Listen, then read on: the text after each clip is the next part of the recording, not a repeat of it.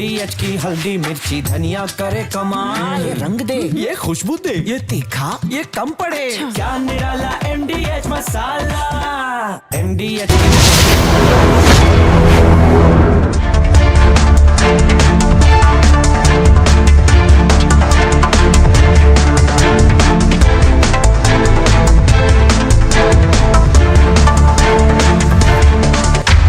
नमस्कार, मैं हूं सैयद सुहेल और आप देख रहे हैं आपका नंबर 1 शो ये भारत की बात है। उम्मीद करते हैं आप सभी पूरी तरह से फिट होंगे और बहुत बहुत सेहतमंद होंगे। आइए आपको बताते हैं आज ये भारत की बात है मैं आपके लिए क्या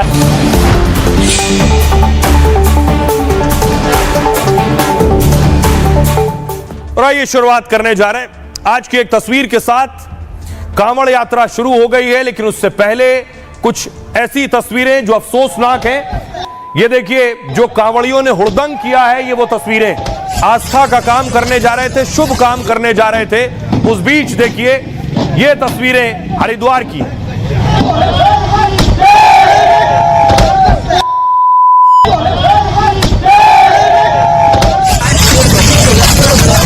ये बहुत गलत चीज है। ये देखो, ये देख सकते हो आप।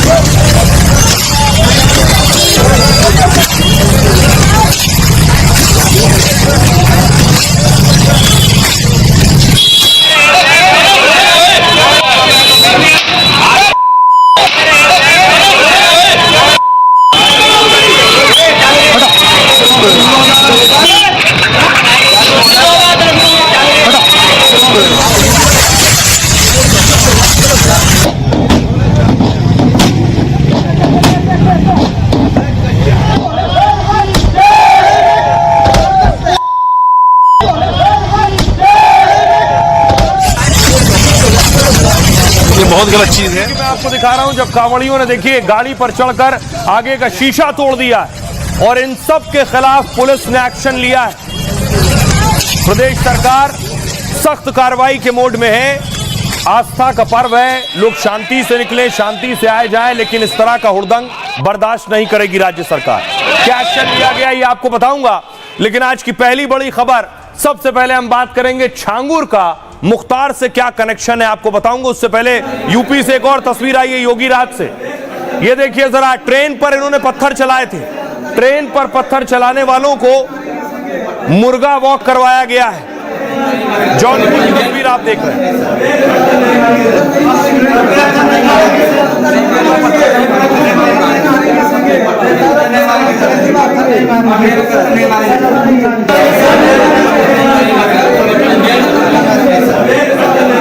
ट्रेन पर पत्थर फेंक रहे थे, पुलिस ने पकड़ा है।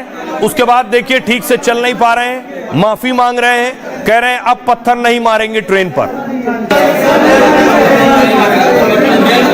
तरफ देखिए, अपराध पर लगाम के लिए रोज एनकाउंटर हो रहे हैं। मिर्जापुर की तस्वीर आप देख रहे हैं। बदमाशों पर पुलिस ऑपरेशन लंगड़ा चला रही है। मिर्जापुर में अपराधी का देखिए एनकाउंटर हुआ। ये झांसी की तस्वीर, पुलिस के कंधों पर एक और एनकाउंटर। और ये यूपी के नोएडा की तस्वीर, ये भी कंधों पर। ये रायबरेली में आप देख रहे हैं। एक के बाद एक ताबड़तोड़ एनकाउंटर की तस्वीरें ये। अब बात उनकी जिन पर चारों तरफ बहस हो रही है। छांगुर बाबा पर बाबा का बुलडोजर चला है। आज छांगुर बाबा के घर पहुंची थी ATS, एंटी टेररिस्ट स्क्वाड। अगली तस्वीर देखिए जरा। ये ATS कमांडो छांगुर बाबा के घर पहुंचे थे और घर के ठीक सामने कोठी है जिस पर आप देख रहे हैं बुलडोजर चला है। वो कोठी है और ये घर का दरवाजा है जहां छांगुर बाबा के घर ATS पहुंची। अगली तस्वीर में आपको दिखाऊं, ATS की टीम उसके बाद छांगुर बाबा को लेकर निकली है बलरामपुर से। हमारे सहयोगी राघवेंद्र वहां मौजूद थे। ATS की आ रही है, गाड़ी गई जिसमें छांगुर बाबा नहीं था। ये दूसरी गाड़ी उत्तर प्रदेश ATS की आ रही है। यहाँ पर जो उतरौला की पुलिस है पूरी तरह सुरक्षा दे रही है। ATS के कमांडो यहाँ पर मौजूद हैं और आप देख सकते हैं ATS के अधिकारी भी यहाँ पर बैठे हुए हैं। ATS के कमांडो तैनात है पूरी तरह से और यहाँ पर छांगुर पीर बाबा ये बीच में बैठा हुआ है। आप देख सकते हैं कि छांगुर पीर बाबा यहाँ पर बैठा हुआ है जिससे पूछताछ किया गया है। उत्तर प्रदेश के ATS के जो जवान है यहाँ पर मौजूद हैं और आप देख सकते हैं कि यहाँ पर कमांडोज के बीच में छांगुर पीर बाबा को लेकर जाया जा रहा है। सारी पूछताछ हो गई रही है। कल दिन भर उत्तर प्रदेश की एटीएस ने पूछताछ की है और आज छांगुर बाबा को यहाँ पर ले आया गया। उतरौला की पुलिस यहाँ पर मौजूद है। आप देख सकते हैं कि उतरौला की पुलिस सुरक्षा दे रही थी और इस स्कॉर्पियो से उत्तर प्रदेश की जो एटीएस है वो छांगुर बाबा को लेकर यहाँ से जाती है। कहाँ जाएगी इसका कुछ अता पता नहीं है। तो छांगुर बाबा के यहां जब एटीएस पहुंची, ये उस वक्त की तस्वीर थी, लेकिन छांगुर बाबा का जो महल और कोठी थी, ये आप आलीशान गेट देख रहे हैं। करोड़ों रुपए की लागत से कोठी बनाई गई थी, शानदार गेट और दरवाजा बनाया गया था। इस वक्त इसका हाल क्या है बुलडोजर चलने के बाद? अगली तस्वीर देखिए जरा। राघवेंद्र वहां मौजूद है, वो जो दरवाजा है उनके पीछे वो गेट आप देख रहे हैं। छांगुर बाबा की कोठी जो थी, राघवेंद्र ने वहां से रिपोर्ट की है, सुनिए। गिरा दिया गया। छांगुर पीर बाबा का अवैध साम्राज्य ध्वस्त हो चुका है। आप देख सकते हैं कि जो आलीशान इसका जो द्वार था, जो गेट था, उसको बुलडोजर से गिरा दिया गया है। आपको बताऊंगा कि देखिए कितने मजबूत इसमें एंगल्स लगे हैं लोहे के, और साथ ही ये एक मोटी सरिया मैं आपको दिखाता हूँ कि कितनी मोटी सरिया यूज़ हुई है। ये सरिया आप देखिए, ये इतनी मजबूत सरिया है कि जब मजबूत कंक्रीट कोई बनती है, यानी कि देखा जाए तो नदियों पे जो पिलर्स बनते हैं पुल के लिए, उन सब जगहों पे ज़्यादा इतनी मोटी सरिया यूज़ होती हैं। उतनी मोटी सरिया यहाँ पर लगी हुई है। आप देख सकते हैं, ये देखिए, ये मोटी सरिया, ये कितनी मजबूत सरिया है। ये कोई सामान्य सरिया नहीं है, लेकिन इन सब सरियों का उपयोग अपने साम्राज्य में इसने किया हुआ था। काफ़ी बड़ा द्वार बनाया हुआ था। इसमें सिर्फ छोटी गाड़ियाँ ही नहीं, ट्रक और बस की भी एंट्री हो सकती है। इतना बड़ा और भव्य इसने गेट बनाया हुआ था। और इसको देखिए, जो इस गेट है यहाँ पर काफ़ी मलबा भी रख दिया गया है ताकि कोई ना जा सके और ना कोई निकल करके आ सके।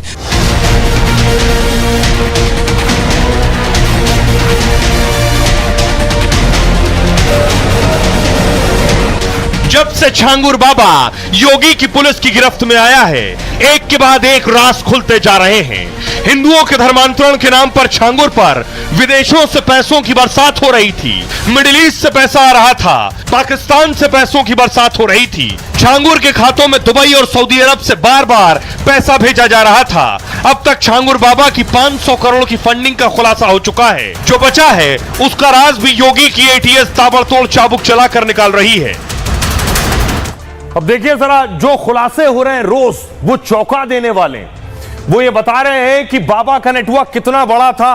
कल मैंने आपको बताया था कि मिडिल ईस्ट के कुछ देशों से पैसे आ रहे थे। आज जानकारी में ये बात हाथ लगी है कि दरअसल बाबा का पूरा अड्डा था बलरामपुर की सीमा लगती थी नेपाल से, तो ये पैसा नेपाल के रास्ते भी आ रहा था, पाकिस्तान के रास्ते भी आ रहा था। पाकिस्तान के अलावा यूएई से भी, संयुक्त अरब अमीरात से भी पैसा आ रहा था, सऊदी अरब से भी पैसा आ रहा था और तुर्की से पैसा आ रहा था। ये वो देश हैं जहां से बाबा पैसा इकट्ठा कर रहा था। अब मैं आपको तस्वीर दिखाऊं, बाबा और बाबा के करीबी नवीन का जो पैसा था इस एसबीआई ब्रांच में था। देख रहे हैं, ये उतरौला की एसबीआई ब्रांच है और इसी ब्रांच में पैसा था। का अकाउंट्स है एसबीआई के ब्रांच में नवीन उर्फ जमालुद्दीन का अकाउंट्स है और एसटीएफ ने इस अकाउंट्स को बंद कर दिया है। लेकिन कुछ दिन पहले, यानी कि कुछ महीनों पहले तक इसमें ट्रांजैक्शन का आना जाना था। लाखों रुपए का ट्रांजैक्शन हुआ है, लेकिन कुछ महीनों से इसमें ट्रांजैक्शन नहीं हुआ है। अब देखिए जरा कैसे 500 करोड़ का खजाना बना लिया। दावा अब किया जा रहा है कल तक 100 करोड़ था, अब ये 400 करोड़ और बढ़ गया है, 500 करोड़ हो गया है। देखिए जरा कितना खजाना कहां कहां से बनाया। छांगुर बाबा को विदेशों से 500 करोड़ की फंडिंग हुई और अब तक 200 करोड़ रुपए की फंडिंग की जानकारी मिली है। 300 करोड़ का लेन देन नेपाल से हुआ। सूत्रों के मुताबिक नेपाल और आसपास 100 खाते खुलवाए गए। इन खातों का इस्तेमाल विदेशी फंडिंग के लिए किया गया। पाकिस्तान, दुबई, सऊदी अरब और तुर्की से फंड मिला है। 500 करोड़ की फंडिंग पिछले 3 सालों में हुई है। जांच में छांगुर बाबा से जुड़े 40 से अधिक बैंक खाते खुले। दावा है इन खातों में भारी मात्रा में संदिग्ध लेन देन है। रैकेट में शामिल एजेंट्स ने 4 से 5% कमीशन लिया। नेपाल के बैंक खातों से नकदी निकालकर सीधे छांगुर तक पहुंचाया है और इसके लिए कैश डिपॉजिट मशीन का भी इस्तेमाल किया गया है। छांगुर बाबा धर्मांतरण की आड़ में जनसंख्या बढ़ाने में लगा था। इसके लिए उसने हनी ट्रैप गैंग भी बना रखा था। छांगुर बाबा 78 साल के हैं और कहां कहां पैसा लगाया है कोई नहीं जानता है। अवैध धर्मांतरण के लिए उसे विदेशों से फंडिंग मिल रही थी। छांगुर के 6 बैंक खातों का पता जांच एजेंसी को लगा है। एजेंसी उसके विदेशी खातों से बनाई संपत्ति की पहचान कर रही है और इसके बाद उन संपत्तियों पर भी बुलडोजर एक्शन हो सकता है। सुनिए जरा क्या कुछ कह रही यूपी पुलिस के अधिकारी अमिताभ यश। छांगुर बाबा के गिरोह द्वारा काफ़ी समय से धर्मांतरण लगातार कराया जा रहा था। इसके लिए हनी ट्रैप्स का प्रशासनिक दबाव बनाना, नाबालिगों को अपने इन्फ्लुएंस में लेना, ऐसे लोगों का इस्तेमाल करना जिनका इन्फ्लुएंस आसानी से समाज में है, उनका इस्तेमाल करके धर्मांतरण कराया गया। इसके लिए काफ़ी बड़ी मात्रा में फॉरेन फंड्स भी प्राप्त किए गए। धर्मांतरण के लिए एक रेट कार्ड्स थे जो इनके एजेंट्स को धन दिया जाता था, काफ़ी बड़ी अमाउंट में था। जो फॉरेन फंडिंग हुई वो लगभग 40 अकाउंट्स में आई। इन सभी अकाउंट्स की जानकारी एटीएस को है। किन स्रोतों से ये धन प्राप्त हुआ उसके बारे में एटीएस लगातार जानकारी प्राप्त कर रही है। जो भी धन का इस्तेमाल यहाँ लीगल एक्विजिशन में किया गया है उन सभी प्रॉपर्टीज को या तो कानूनी प्रावधानों के तहत जब्त किया जाएगा अथवा उन्हें डिमोलिश किया जाएगा। सोचिए उत्तर प्रदेश की पुलिस एटीएस जिस शख्स के पीछे लगी है वो छोटा मोटा आदमी नहीं होगा। एक तस्वीर देखिए, जानकारी मिल रही है कि छांगुर का जो कनेक्शन था वो मुख्तार अंसारी के साथ भी था। अब जब जांच आगे बढ़ रही है तो बहुत सी परतें खुल रही हैं। एक तस्वीर देखिए, ये शख्स बता रहा है, खुलासा कर रहा है कि ये जो मुख्तार अंसारी के साथ लड़का बैठा हुआ है ये छांगुर का गुर्गा है। तो छांगुर का गुर्गा मुख्तार के करीबी, छांगुर के करीबी के साथ मुख्तार बैठा। फुल स्क्रीन लीजिए जरा इस तस्वीर को और इससे आपको अंदाजा होगा कि छांगुर और मुख्तार में क्या कनेक्शन है। मुख्तार अंसारी के साथ आबिद रब्बानी का भाई है आसिफ रब्बानी, बंदूक और फोटो के साथ में, और इसका ये पार्टनर मुख्तार अंसारी के साथ। अब देखिए जरा मुख्तार से क्या कनेक्शन था छांगुर का। आखिर छांगुर इतना ताकतवर, इतना बड़ा कैसे बन गया। धर्मांतरण रैकेट के मास्टरमाइंड छांगुर बाबा पर यह खुलासा हुआ है। छांगुर बाबा के गिरोह के सदस्य मोहम्मद अहमद खान ने दावा किया है कि छांगुर का कनेक्शन मुख्तार अंसारी से भी था। मुख्तार की मदद से धर्मांतरण का काम करता था छांगुर। अवैध जमीन के कारोबार में माफिया का उसे साथ मिलता था। मुख्तार का साथ मिलने से छांगुर बेरोकटोक अपना काम करता था। छांगुर ने महाराष्ट्र में भी जमीनें बनाई और खरीदी। इसमें अहमद खान ने छांगुर की मदद की थी। अहमद खान भी बलरामपुर का रहने वाला है और जांच एजेंसी छांगुर के जमीन खरीद की भी जांच कर रही है। इसमें कई वकीलों, प्रॉपर्टी डीलर्स की जांच की जा रही है। एटीएस छांगुर से लगातार सवाल जवाब कर रही है। आज छांगुर को बलरामपुर में उसके घर लेकर गई। धर्मांतरण, विदेशी फंडिंग, सियासी कनेक्शन, हर एंगल से जांच हो रही है छांगुर की भी। सुनिए अब उस शख्स को जो ये दावा कर रहा है कि छांगुर और मुख्तार में कनेक्शन क्या है। को मालूम था कि मेरे से उनका झगड़ा चल रहा है और मैं छांगुर के खिलाफ लड़ रहा हूं, तो मुझे टारगेट किया जाए ताकि इनकी बातें बाहर ना आए। आबिद रब्बानी का भाई है आसिफ रब्बानी, बंदूक और फोटो के साथ में, और इसका ये पार्टनर मुख्तार अंसारी के साथ में अब्दुल रहीम है, और यही छांगुर गैंग से सब जुड़े हुए हैं। जांच होगी तो दर पर दर सब सारी चीजें खुल जाएंगी सर। मेन जो है सरगना वो छांगुर और यही लोग हैं। हम तो उससे लड़ रहे हैं सर, हम पीड़ित हैं। अब सोचिए जरा, छांगुर 10-20 साल से ये काम कर रहा था, आज तक नहीं पकड़ा गया।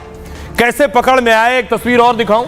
यह भी बताया जाता है बुटीक छांगुर का था और इसे भी सील कर दिया गया, बंद कर दिया गया। ऐसी न जाने कितनी प्रॉपर्टी छांगुर के होने का दावा किया गया। लेकिन छांगुर शिकंजे में कैसा आया, कैसे उस तक यूपी पुलिस पहुंची जो अब तक सोचिए सालों से धड़ल्ले से यह काम कर रहा था, कैसे जेल में पहुंचा। धर्मांतरण के मास्टरमाइंड छांगुर बाबा पर एक्शन नहीं हो पाता। छांगुर बाबा की प्रशासन में बहुत अच्छी पकड़ थी। स्थानीय स्तर पर इसके खिलाफ कई बार सोचिए शिकायतें की गई, लेकिन कोई एक्शन नहीं हुआ। बाबा का कुछ नहीं बिगड़ा। छांगुर के एक जिगरी दोस्त ने इसके बाद दिल्ली में शिकायत की। अवैध जमीन और धर्मांतरण की लिस्ट को यहां भेजा गया। इसके बाद आला अधिकारियों ने ताबड़तोड़ कार्रवाई शुरू की। छांगुर के जिगरी दोस्त का नाम वसीउद्दीन खान और बब्बू चौधरी। बब्बू की शिकायत के बाद उसके काले कारनामे सामने आए। 2021 में छांगुर और बब्बू के बीच पैसों को लेकर विवाद हुआ। छांगुर की तरफ से बब्बू पर 2.5 करोड़ की बेईमानी का आरोप लगा और इसके बाद दोनों की दोस्ती दुश्मनी में बदल गई। बस वही दोस्त जो दुश्मन बना उसी ने बाबा को जेल तक पहुंचाया। बब्बू के खिलाफ एक के बाद एक कुल 7 एफआईआर दर्ज करवाई गई। बब्बू ने छांगुर, उसके बेटे और नीतू के जमीन के कागज निकाले, छांगुर के धर्मांतरण के मामलों से जुड़े सबूत जुटाए और इसके बाद बब्बू ने इन सबूतों को स्थानीय अधिकारियों को भेजा, लेकिन छांगुर के खिलाफ कार्रवाई से अफसर बचते रहे। इसके बाद बब्बू ने छांगुर की शिकायत ऊपर की। एसटीएफ ने पूछताछ के लिए छांगुर बाबा को नोटिस दिया। छांगुर, नवीन, नीतू और महबूब एसटीएफ के सामने भी सोचिए हाजिर नहीं हुए। इसके बाद कार्रवाई रुकवाने ये लोग हाईकोर्ट पहुंच गए। हाईकोर्ट ने कार्रवाई रोकने से मना कर दिया। इसके बाद एसटीएफ ने छांगुर समेत आरोपियों पर एफआईआर दर्ज की। एफआईआर के खिलाफ छांगुर गैंग हाईकोर्ट गया, लेकिन वहां से राहत नहीं मिली। फिर शुरू हुआ यह एक्शन। सुनिए जरा हमारे सहयोगी की रिपोर्ट जो बलरामपुर में। गाड़ी उत्तर प्रदेश एटीएस की आ रही है। यहाँ पर जो उतरौला की पुलिस है पूरी तरह सुरक्षा दे रही है। एटीएस के कमांडो यहाँ पर मौजूद हैं और आप देख सकते हैं एटीएस के अधिकारी भी यहाँ पर बैठे हुए। एटीएस के कमांडो तैनात है पूरी तरह से और यहाँ पर छांगुर पीर बाबा ये बीच में बैठा हुआ है। आप देख सकते हैं कि छांगुर पीर बाबा यहाँ पर बैठा हुआ है, जिससे पूछताछ किया गया है। उत्तर प्रदेश के एटीएस के जो जवान है यहाँ पर मौजूद है। और तो छांगुर अभी एटीएस के रिमांड पर है। एटीएस सवाल जवाब कर रही है। आज की एक और बड़ी खबर, कांवड़ियों के हंगामे पर एक्शन शुरू हो गया है। पहली तस्वीर मैं आपको दिखाऊं हरिद्वार की। शुरू में मैंने आपको दिखाया यह तस्वीर हरिद्वार की है। हरिद्वार में गाड़ी जा रही थी और उसके बाद देखिए कांवड़ियों ने उस गाड़ी में तोड़फोड़ की।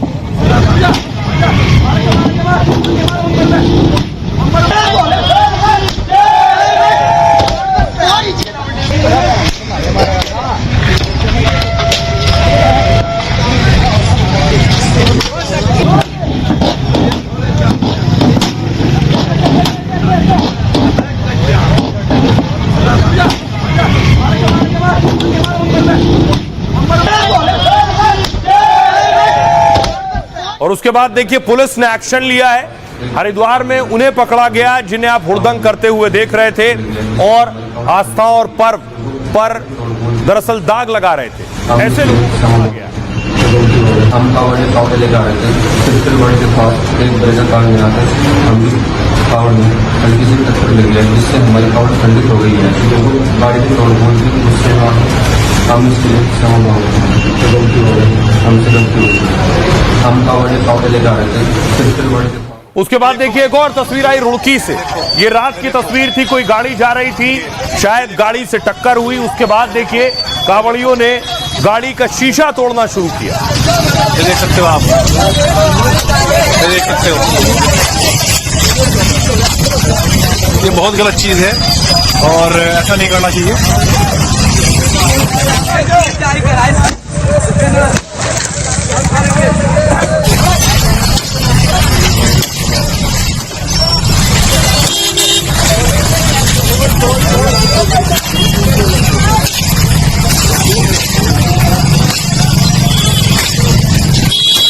और ये तोड़फोड़ करने वाले देखिए 5 लोगों को गिरफ्तार किया गया।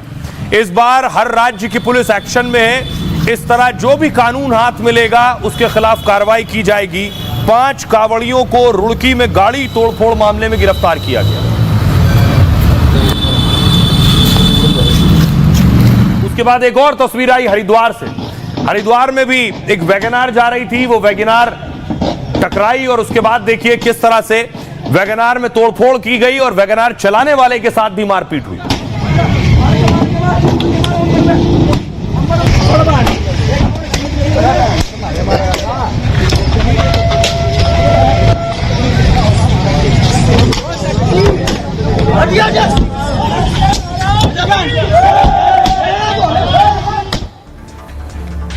तो जो लोग निकल रहे हैं कांवड़ लेकर, वाकई दिलों में आस्था है और संजीदा है, वो ऐसी हरकत बिल्कुल नहीं करेंगे। रुड़की जिले में कुछ कांवड़िए जल लेकर लौट रहे थे।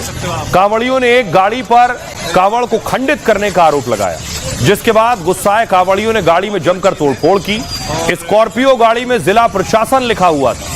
सूचना के बाद मौके पर पहुंची पुलिस ने माहौल को शांत कराया। तोड़फोड़ और मारपीट के चलते स्कॉर्पियो का ड्राइवर घायल हो गया। पुलिस ने उसे सुरक्षित तरीके से निकालकर अस्पताल भेज दिया। पुलिस ने मारपीट तोड़फोड़ के आरोपियों में 5 कांवड़ियों को गिरफ्तार किया गाड़ी मालिक की शिकायत पर रुड़की कोतवाली में केस दर्ज हुआ।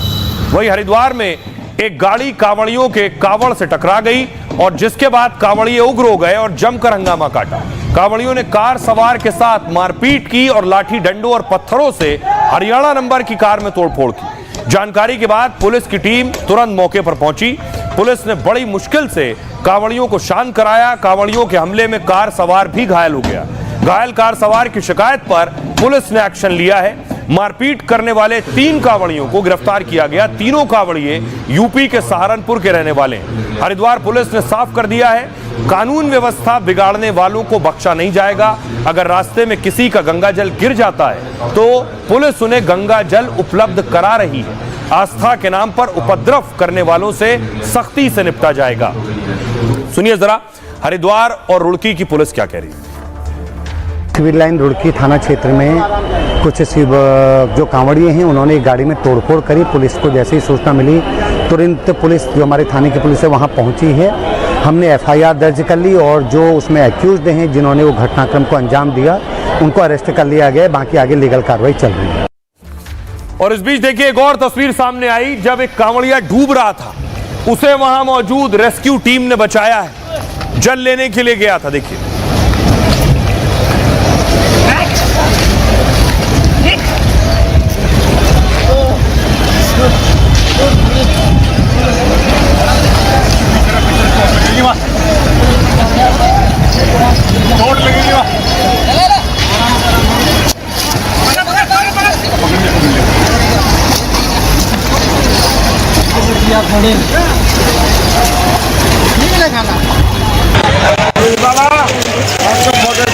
पुलिस के लिए एक चुनौती यह है कि माहौल शांत रहे और कानून व्यवस्था की समस्या ना हो। इसलिए देखिए देहरादून में पुलिस जगह जगह जाकर चप्पे चप्पे पर जाकर लोगों से पूछताछ कर रही है, सवाल जवाब कर रही है। कहाँ से आए और क्या करते हैं? पार्टी बना रहे हैं। पार्टी क्या हाल निकालते हैं?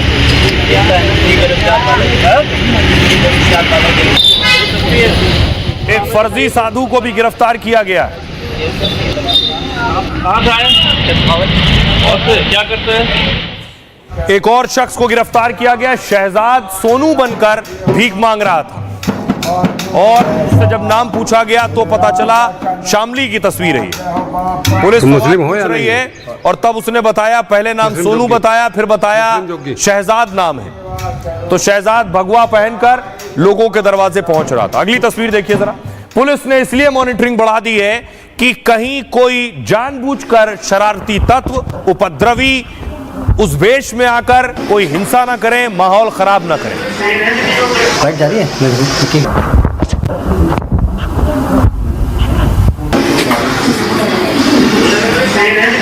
बाइक जा रही है। इसीलिए पुलिस ने ऑपरेशन कालनेमी शुरू किया है। ऑपरेशन कालनेमी क्या है यह आपको बताता हूं। देखिए जरा, उत्तराखंड पुलिस ने ऑपरेशन कालनेमी शुरू किया है। कालनेमी रामायण काल में एक राक्षस का नाम था जिसने साधु का वेश धारण किया और संजीवनी लेने जा रहे हनुमान जी का रास्ता रोकने की कोशिश की थी। हनुमान जी ने इस राक्षस का वध कर दिया था। इसी उत्तराखंड पुलिस फर्जी साधुओं की पहचान कर रही है।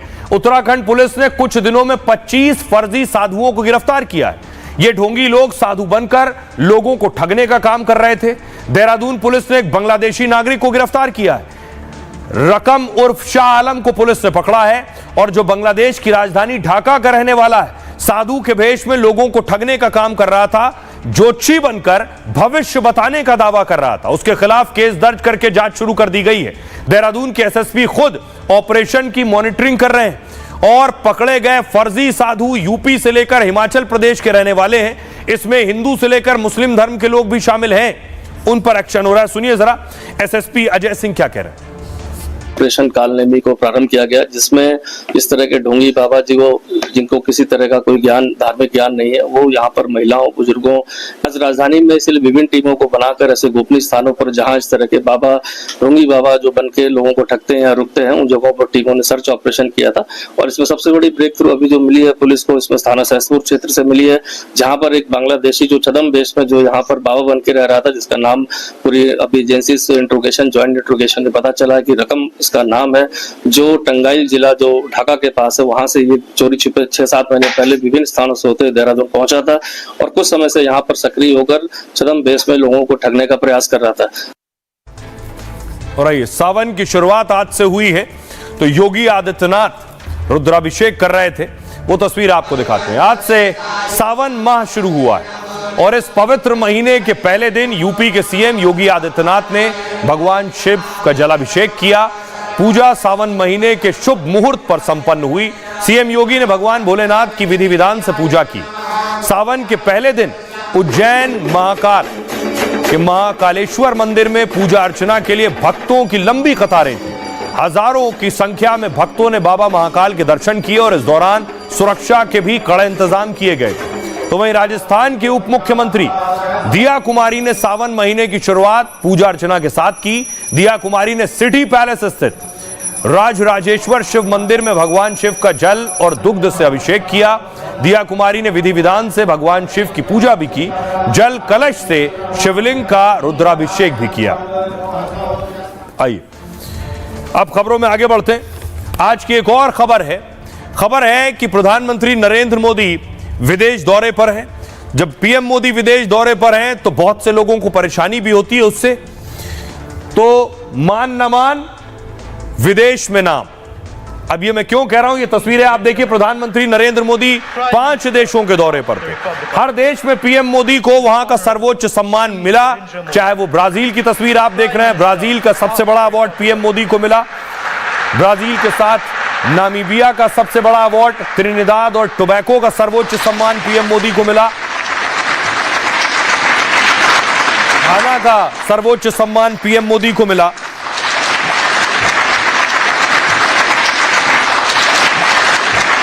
ये देख रहे हैं, नामीबिया का भी सर्वोच्च सम्मान पीएम मोदी को मिला। प्रधानमंत्री नरेंद्र मोदी को अब तक 27 सर्वोच्च सम्मान मिले और पीएम मोदी दुनिया के इकलौते नेता हैं जिन्हें इतने सर्वोच्च सम्मान मिले। लेकिन अब उस पर सवाल उठा रहे हैं केजरीवाल के करीबी और पंजाब के मुख्यमंत्री भगवंत मान प्रधानमंत्री के विदेश दौरे पर सवाल उठा रहे थे। मुख्यमंत्री पत्रकारों से बात करते हुए क्या कह रहे हैं, देखिए जरा। पंजाब के सीएम भगवंत मान ने बेतुका बयान दिया। पीएम मोदी के विदेश दौरे पर सवाल उठाए।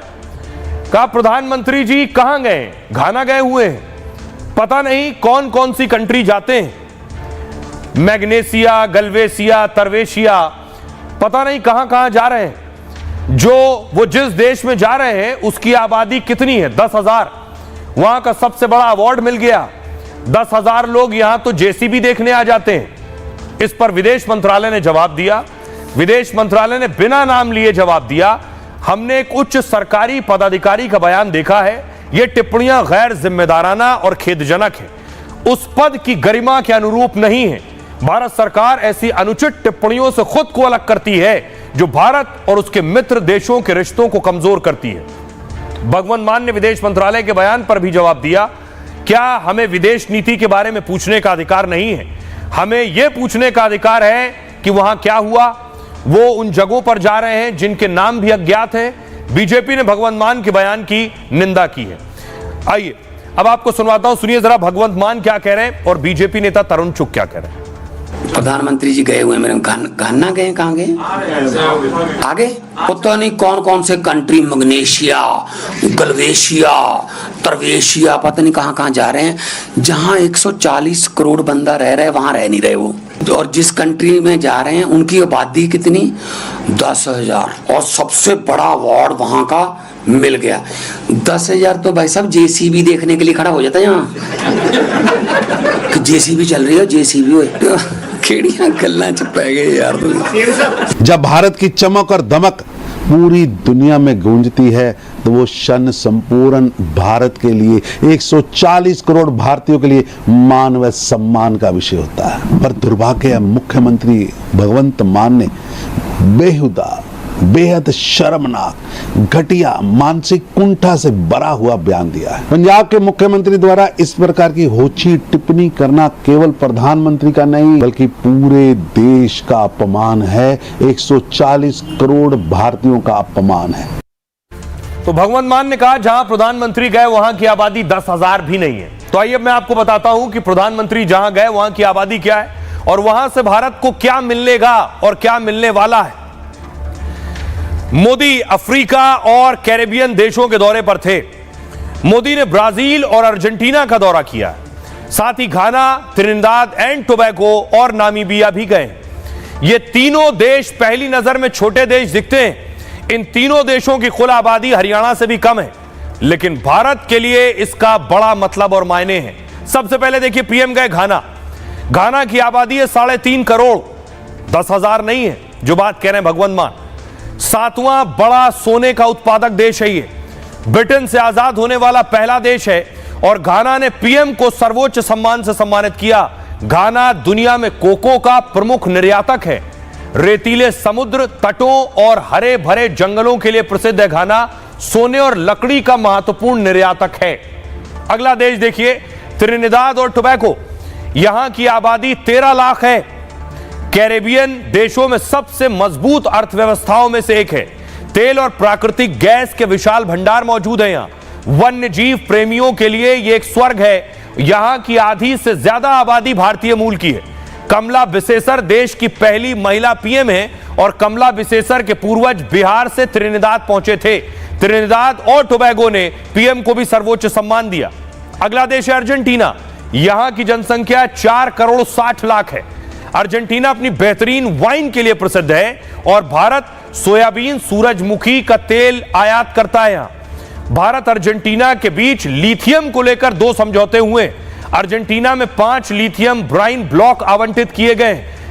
भारत अभी तक लिथियम के लिए चीन पर निर्भर था और समझौते से लिथियम के लिए चीन पर निर्भरता कम होगी। भारत अर्जेंटीना के बीच 53,000 करोड़ का व्यापार है। भारत यहां पेट्रोलियम, तेल, दोपहिया वाहन निर्यात करता है।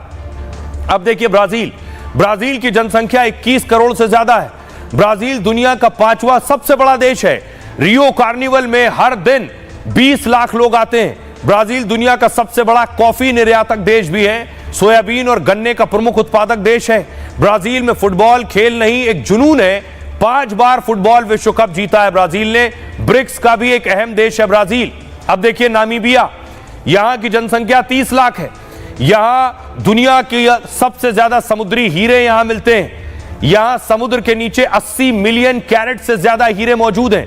दुनिया का 3रा सबसे बड़ा यूरेनियम उत्पादक देश है। यूरेनियम का इस्तेमाल परमाणु हथियार में होता है। लिथियम, तांबा, कोबाल्ट और ग्रेफाइट भी यहां काफी मात्रा में है। ये सभी जरूरी खनिज भारतीय उद्योग के लिए उपयोगी हैं। भारत की कई डायमंड प्रोसेसिंग कंपनियां नामीबिया में काम कर रही हैं। कूटनीति के लिए बहुत जरूरी है और देश के लिए भी बहुत जरूरी है। अपने विकल्पों को हमेशा खुला रखा जाता है, जिससे कहीं से रास्ता बंद हो तो कहीं और खोला जाए। सुनिए सियासतदान क्या कह रहे हैं।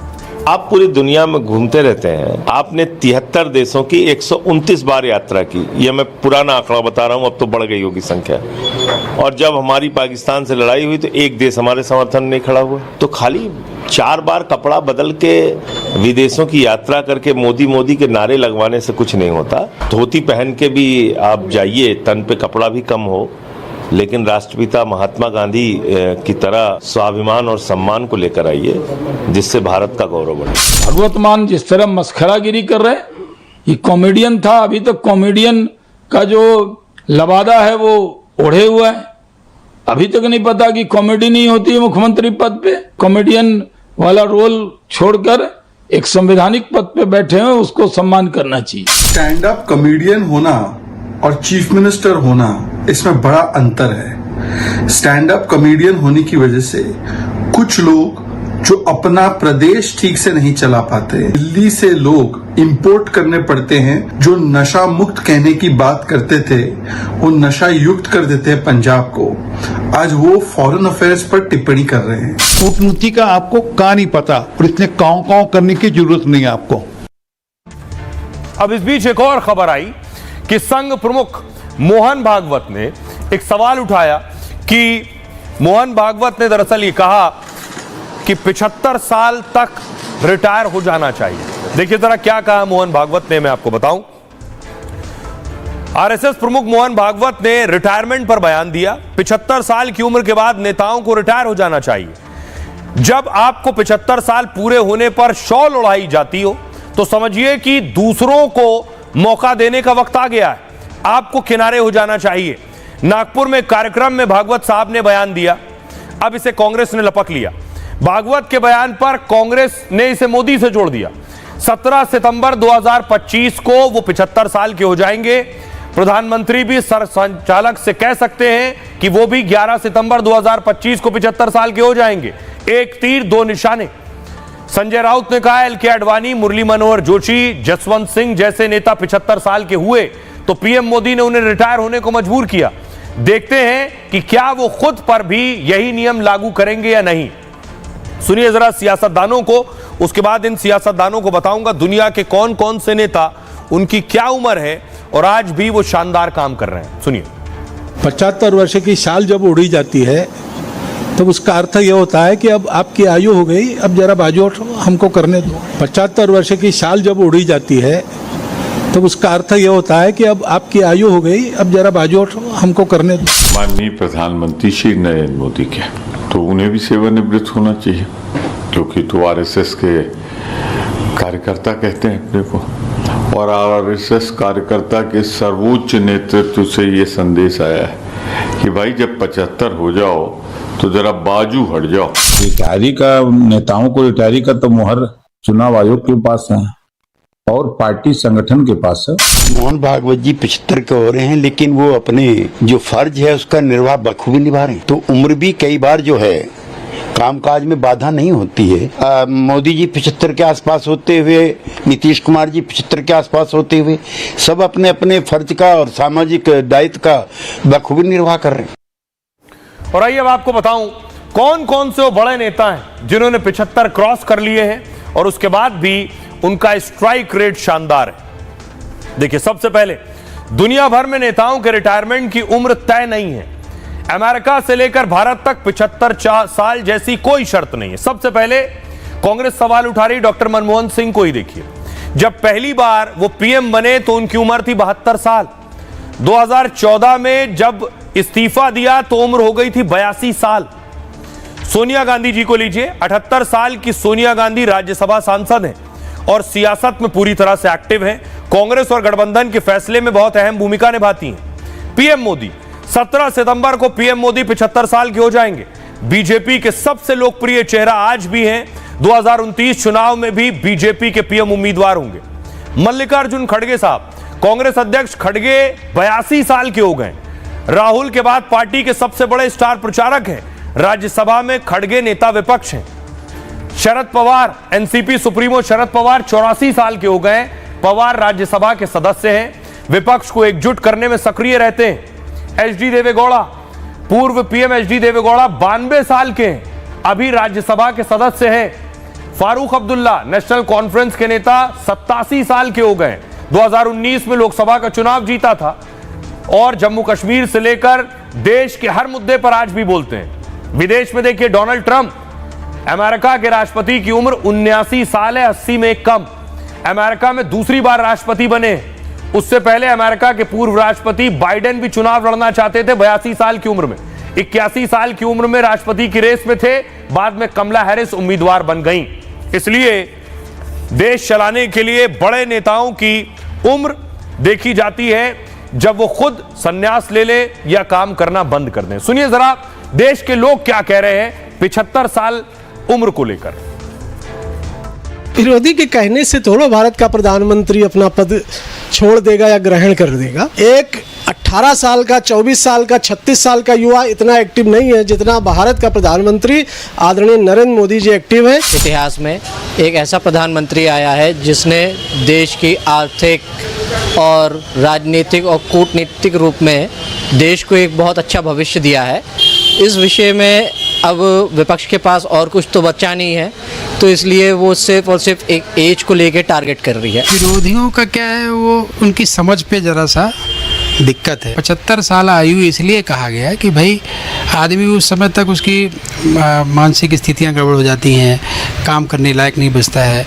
यदि कोई व्यक्ति युवाओं की तरह काम कर रहा है तो उसको क्यों रिटायरमेंट लेना चाहिए। विपक्ष तो कहता रहता है, उसे करा क्या है विपक्ष ने आज तक? मोदी ने क्या नहीं करा, इतना विकास कर दिया। अब की बार भी देखो, और हमारे वहाँ नोएडा में जाकर देखोगे तो तुम पूछो ही मत। और आइए खबरों में आगे बढ़ते हैं। आज की एक और बड़ी खबर है और बहुत दर्दनाक खबर है। एक पिता ने अपनी बेटी को अपनी ही लाइसेंसी रिवॉल्वर से 5 बार गोलियां मारी। इंटरनेशनल टेनिस खिलाड़ी का मर्डर पिता ने किया है। ये इंटरनेशनल खिलाड़ी राधिका यादव और ये उनके पिता दीपक यादव।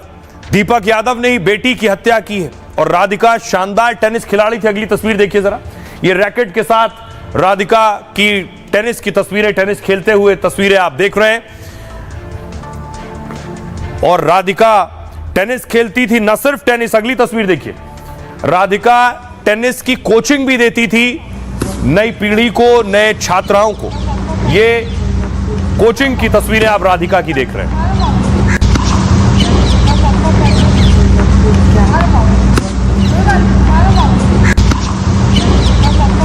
राधिका को रील बनाने का भी शौक था। कहा गया कि राधिका का एक म्यूजिक वीडियो भी आया था। राधिका यादव का अपने एक दोस्त के साथ म्यूजिक वीडियो आया और यह दावा किया गया शुरू में जब खबर आई कि राधिका की रील से पिता नाराज थे, इसलिए पिता ने राधिका को गोली मार दी। लेकिन सच बाद में सामने आया।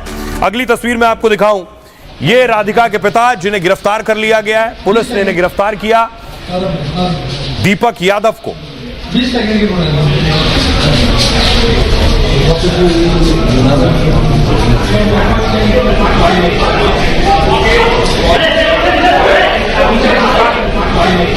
और अब आपको बताऊं कि कैसे पिता ने बेटी की हत्या की, वो बेटी जो एक बड़ी खिलाड़ी थी, और पिता को आखिर क्या हुआ जो बेटी की हत्या कर दी पिता ने।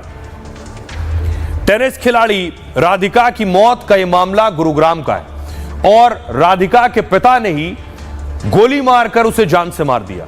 कहा जा रहा है राधिका एक टेनिस एकेडमी चला रही थी, इससे राधिका यादव और परिवार को कमाई हो रही थी। और लेकिन आस पड़ोस के लोग राधिका के पिता को ताना दे रहे थे, कह रहे थे कि पिता बेटी राधिका की कमाई खा रहे हैं, इसलिए पिता राधिका की एकेडमी को बंद करना चाहते थे। लेकिन राधिका एकेडमी को बंद करने पर बिल्कुल तैयार नहीं थी। गुरुवार को घर में राधिका की मां का जन्मदिन मनाया जाना था। राधिका यादव अपनी रसोई में खाना बनाने की तैयारी कर रही थी, तभी पिता रसोई में पहुंचे और एक के बाद एक 5 गोलियां चला दी। एक गोली कंधे पर जबकि 3 पीठ में लगी। एक फायर मिस हो गया। फायरिंग के दौरान रसोई से राधिका ने भागने की कोशिश भी की, लेकिन 4 गोलियां लगने से वो खून से लथपथ जमीन पर गिर गई। हत्या के बाद पिता घर से बाहर निकला और बोला बेटी को मार दिया है। गोली चलने की आवाज सुनकर राधिका के चाचा मौके पर पहुंचे। वो अपने बेटे के साथ तुरंत राधिका को उठाकर अस्पताल ले गए, लेकिन तब तक टेनिस खिलाड़ी राधिका यादव की मौत हो चुकी थी। राधिका के चाचा ने ही पुलिस को सूचना देकर मौके पर बुलाया। हत्या के इस मामले में एक रील कनेक्शन का भी दावा हुआ। राधिका ने इनामुल हक नाम के युवक के साथ वीडियो बनाकर डाला था। सोशल मीडिया पर सक्रिय थी, लेकिन हत्या के बाद अकाउंट डिलीट था। बेटी के कत्ल पर मां ने पुलिस को बयान देने से इनकार कर दिया है। राधिका का एक भाई भी है, लेकिन वो घटना के वक्त घर पर नहीं था। फिलहाल पुलिस इस मामले में सभी एंगल से जांच कर रही है और राधिका के पिता को अदालत ने 1 दिन की पुलिस रिमांड में भेज दिया है। सुनिए जरा इस मामले में पुलिस क्या कह रही है। जो पुलिस के द्वारा केस की इन्वेस्टिगेशन की जा रही है, जैसे ही पुलिस को इन्फॉर्मेशन मिली, पुलिस हॉस्पिटल गई, उसके बाद घर की विजिट की गई है। वहाँ से जो भी साइंटिफिक एविडेंसेस थे, पुलिस की साइंटिफिक एविडेंस की टीम के द्वारा वो कलेक्ट किए गए हैं। जो भी पूरा ही इन्वेस्टिगेशन पुलिस के द्वारा एक साइंटिफिक तरीके से किया जा रहा है। फिलहाल तक जो चीज़ें सामने आई हैं उसमें वो जो पिता थे वो अपनी बेटी के टेनिस अकेडमी चलाने से नाराज़ थे और इसी नाराज़गी के चलते उन्होंने इस हत्या की वारदात को अंजाम दिया है। इसके अलावा एक म्यूजिक वीडियो का जिक्र हो रहा है। देखिए, मैं आप लोगों के माध्यम से बता दूं कि ये सिर्फ अफवाहें हैं। फिलहाल तक इन्वेस्टिगेशन में ऐसी कोई भी चीज़ सामने नहीं आई है। पुलिस के द्वारा एक डीप इन्वेस्टिगेशन केस में की जा रही है। एक्यूज से एक डीप इंटेरोगेशन पुलिस के द्वारा की गई है। उन्होंने पूरी घटना को अंजाम देना स्वीकार किया है। आइए अब आपको बताता हूं मैं राधिका के बारे में और उनके पिता के बारे में। राधिका आखिर क्या करती थी और पिता क्या इस स्थिति में थे कि बेटी की कमाई की वजह से जो उन्हें ताना दिया जा रहा था उससे वो गुस्से में थे। राधिका यादव भारत की उभरती टेनिस खिलाड़ियों में से एक थी। उसने सिर्फ 25 साल की उम्र में कई मेडल अपने नाम किए। राधिका ने महिला वर्ग में हरियाणा में 5वां स्थान हासिल किया। उसने अंतर्राष्ट्रीय स्तर पर भी भारत का प्रतिनिधित्व किया था। राधिका यादव की ITF रैंकिंग लगभग 1638 रही। यह रैंकिंग वैश्विक स्तर पर प्रदर्शन के आधार पर तय की जाती है। जून 2024 में राधिका ट्यूनीशिया में टूर्नामेंट में शामिल हुई थी। राधिका के पिता दीपक यादव करोड़ों की संपत्ति के मालिक हैं। वो खुद एक बिल्डर हैं और गुरुग्राम में कई संपत्तियां बनाई हैं। दावा इन संपत्तियों से 15 से 17 लाख के करीब किराया आता है। गुरुग्राम के सेक्टर 15 इलाके में उनका एक आलीशान घर भी है। उन्होंने काम धंधा छोड़कर 6 साल बेटी को विदेश में ट्रेनिंग दिलाई। राधिका को प्रशिक्षण के लिए 2-2 लाख रुपए के रैकेट दिलवाए। दीपक ने खुद ही बेटी को 1.25 करोड़ खर्च कर एकेडमी खुलवाई थी। राधिका यादव की टेनिस एकेडमी में 22 बच्चे आते थे। हर बच्चे से 2 से 3 हजार रुपए लेती थी। कमाई करीब 50,000 रुपए होती थी। यानी साफ तौर पर पिता के सामने बेटी की कमाई बहुत कम थी। लेकिन दीपक ने खुद हत्या में ताने देने की बात कबूली है और ऐसे में हत्या की वजह और कबूलनामे में बड़े सवाल खड़े हो रहे हैं। सुनिए जरा क्या कुछ कह रहे हैं सुरक्षा गार्ड और दीपक यादव के भाई जो फौरन अस्पताल लेकर पहुंचे राधिका को। रुबाब खूब मीठा था। किसी से सिर उठा के नहीं चलता था वो। किसी सिर उठा के नहीं चलता था वो। किसी से बात भी नहीं करता था। अब आगे क्या हुआ ये तो मैं बता नहीं सकता हूँ। बड़े घर का है, बच्चे हैं, क्या हो रहा है, कहाँ जाता है, कहाँ आता है, ये सब मुझे नहीं कोई पता नहीं। पिता ने तो मार दिया है, कबूल कर रहे हैं मैंने मारा है। उनका स्वभाव कैसा था? देखो उसका भी स्वभाव खूब बढ़िया था। हाँ, लेकिन आगे चल के इंसान को आजकल ये कलयुग है। मैं भगत आदमी हूँ, ना किसी लेना ना देना। इंसान को आजकल ये कलयुग में मिनटों मिनट ही है कि दिमाग बदलते रहता है। अब आगे चल के क्या हुआ नहीं हुआ ये कोई बता नहीं। कौन बाप होगा जो अपनी बेटी को ऐसे मारेगा, ये बताओ। बाप ने तो कबूल लिया ना। अरे कितना बड़ा पत्थर रखा होगा अपने दिल पे, क्या हुआ उन दोनों के बीच में ही हुआ वो जो कुछ हुआ। तीसरे आदमी को पता ही नहीं है। तो जानना चाह रहे हैं ना कि क्या बताए। वो तो वो बताएगा या राधिका बताती। आप अपने बच्चे के साथ कर सकते हो ऐसे? नहीं, बिल्कुल नहीं कर सकते। तो कुछ ना कुछ दोनों के बीच में हुआ है। अच्छा, आप कह रहे हैं कि कुछ क्या पता क्या वो वीडियो रील का ही है। अब देखिए जरा, पिता को खल ये रहा था और ताने चुभ रहे थे जब लोग कह रहे थे बेटी की कमाई खा रहे हो और सिर्फ इस वजह से बेटी की हत्या कर दी। आपके पीछे देश की बहुत सी बेटियां हैं। ये वो बेटियां हैं जिन्होंने मां बाप का नाम भी रोशन किया है। ये वो बेटियां हैं जिन्होंने देश का नाम भी रोशन किया है। देखिए जरा, इन बेटियों की आज पूरी दुनिया में मिसाल दी जाती है। तो यह भी एक सीख और नजीर है ऐसे पिताओं के लिए जो बंदूक उठाकर बेटी की हत्या कर देते हैं सिर्फ किसी तीसरे के कहने पर। सानिया मिर्जा, मुंबई में जन्मी 38 साल की सानिया टेनिस स्टार रही। अर्जुन अवार्ड और खेल रत्न जैसे सम्मान हासिल किए। पद्मश्री और पद्म भूषण सम्मान से भी सम्मानित किया गया। सानिया की कुल संपत्ति 200 करोड़ के आसपास है। टेनिस एकेडमी से उन्हें करोड़ों रुपए की कमाई होती है। हैदराबाद के घर की कीमत तकरीबन 13 करोड़ रुपए, जबकि हैदराबाद के अलावा दुबई में भी आलीशान घर है। मर्सिडीज, ऑडी जैसे कई लग्जरी गाड़ियों की मालिक हैं। अगला नाम है पीवी सिंधु का। पीवी सिंधु दुनिया में मशहूर भारत की स्टार बैडमिंटन खिलाड़ी। बैडमिंटन विश्व चैंपियनशिप में स्वर्ण पदक जीतने वाली एकमात्र महिला भारतीय। अर्जुन पुरस्कार, पद्मश्री जैसे सम्मान भी पीवी सिंधु को मिल चुके हैं। पीवी सिंधु के पास करीब 60 करोड़ रुपए की संपत्ति मौजूद है।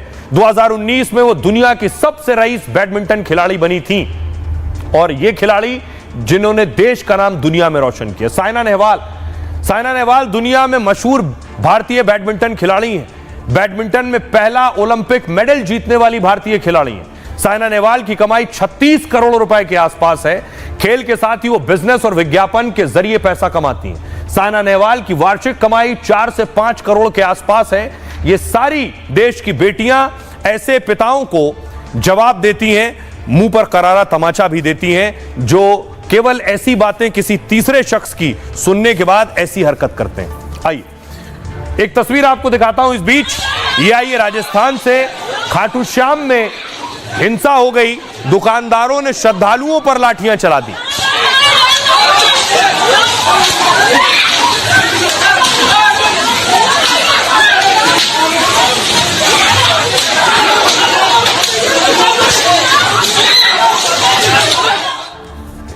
आइए अब खबरों में आगे बढ़ते हैं और अब बात करते हैं दुनिया में जो बारिश के बाद तबाही आई है। चीन से भारत तक तबाही की तस्वीरें सामने आ रही हैं। सबसे पहली तस्वीर मैं आपको दिखाऊं, ये चीन की तस्वीर आप देख रहे हैं। जरा सड़क पर पानी भरा है।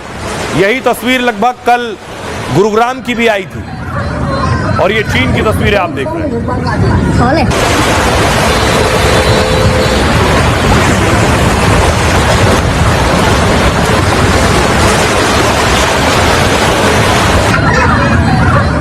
अगली तस्वीर देखिए अमेरिका की। अमेरिका में भी यही हालात है। देखिए घर पूरा पानी में बह रहा है।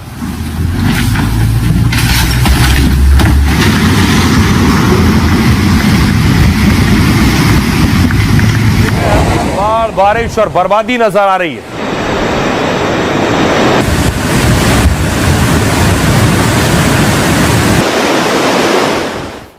देखिए देहरादून की तस्वीर मैं आपको दिखा रहा हूं। लगातार बारिश के बाद देहरादून में देखिए एक गाड़ी फंस गई और उसके बाद देखिए पानी के बीच ये शख्स किसी तरह निकल कर आया है।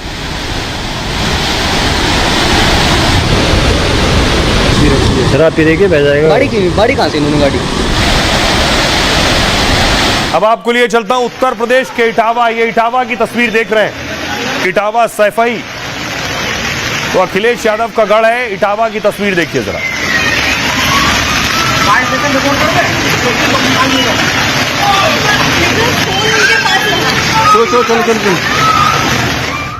अगली तस्वीर देखिए, ये राजस्थान की मैं आपको दिखा रहा हूं, सीकर की। किस तरह लोगों को बचाया गया है। कार में फंस गई थी, कार बीच में फंस गई थी और उसके बाद ट्रैक्टर में बिठाया गया।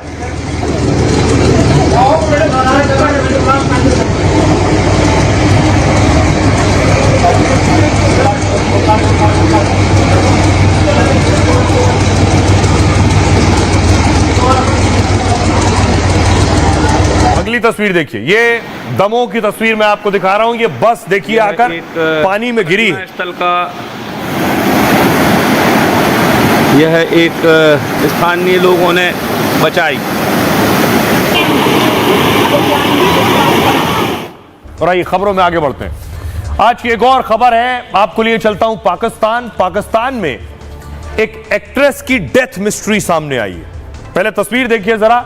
यह है पाकिस्तानी एक्ट्रेस जिसकी बॉडी घर में मिली और कई दिनों तक बॉडी सड़ती रही घर में। कमरे में पड़ा ये उसकी तस्वीर मैं आपको दिखा रहा हूं। चुका था, नीली पैंट और गुलाबी टी शर्ट में। उसके बाद देखिए जब पुलिस पहुंची है, दूसरी तस्वीर आप देख रहे हैं।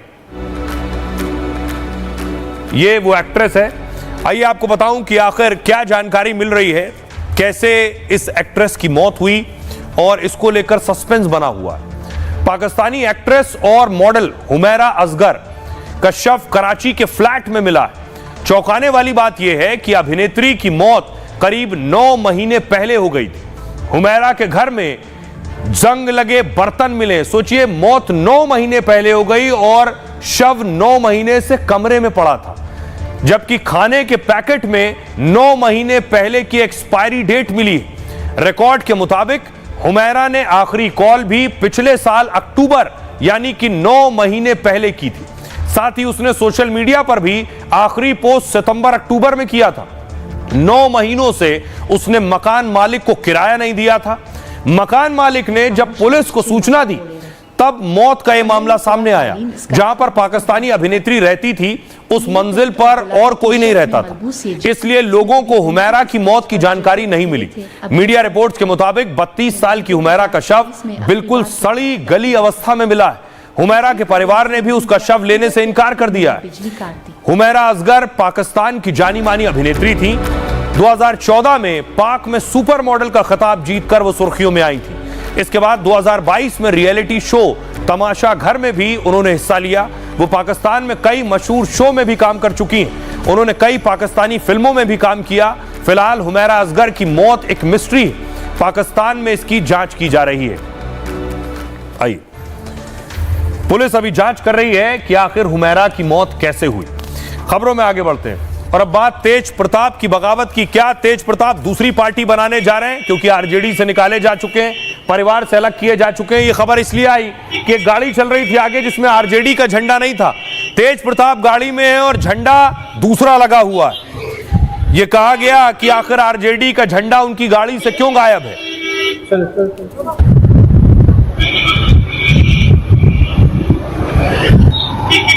अगली तस्वीर देखिए।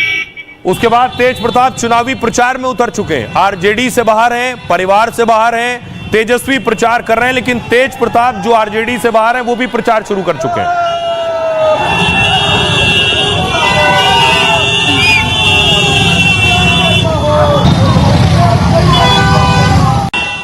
मेडिकल कॉलेज यहाँ के जो प्रभारी है वो बोले थे वो यहाँ करके महुआ का मेडिकल कॉलेज विजिट कर लेने के लिए तो रेडी है। तो वही हम सोचे कि हम भाई पिछले बार जो अपना मैनिफेस्टो में डाले थे कि चुनाव लड़े थे तो उससे पहले तो हमने बोला था मेडिकल कॉलेज देने का काम करेगा और बहुत बड़ा मेडिकल कॉलेज हमने दिया। तो मैं जो वादा करता हूँ पूरा पूर्ण तरीके से निभाने का काम करता हूँ। क्या लगता है महुआ से चुनाव लड़ना है क्या?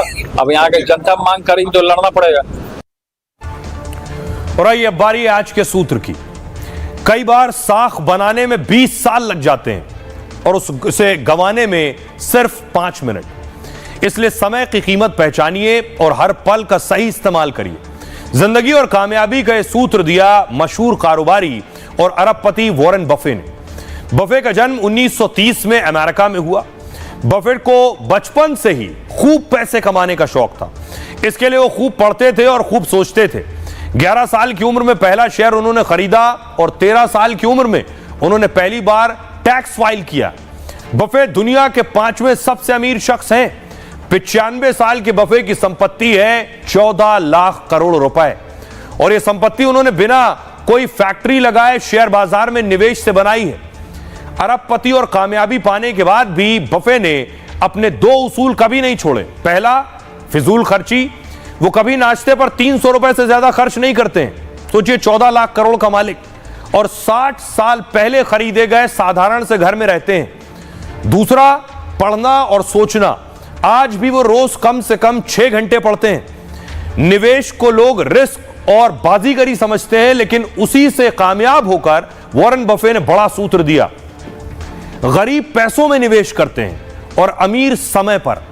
मतलब सबसे ज्यादा समय और पैसा खुद की जानकारी और काबिलियत बढ़ाने में लगाना चाहिए। बहरहाल, ये भारत की बात है में इतना ही। आप अपना और अपनों का बहुत बहुत ख्याल रखिए। रुक रहे हैं एक छोटे से ब्रेक के लिए।